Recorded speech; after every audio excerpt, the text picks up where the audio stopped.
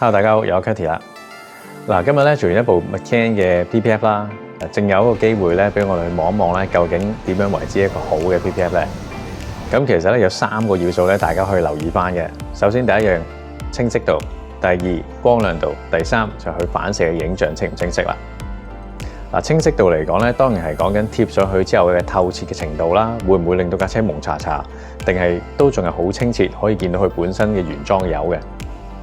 咁而第二樣咧，光亮度啦，咁貼咗 PPF 之後咧 ，suppose 係會提亮嘅，會令到個車漆咧個亮度咧係比佢原裝油係更加靚嘅。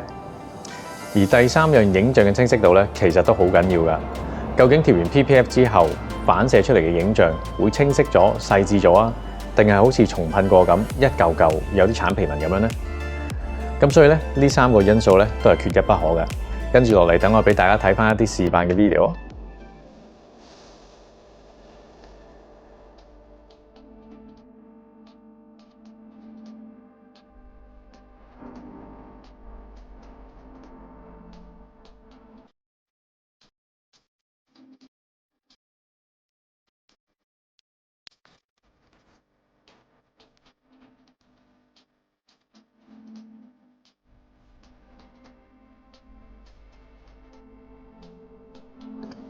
再加上市面上已經有一啲 PPF 係有自帶滲水功能，你會覺得咁樣更加完美咧？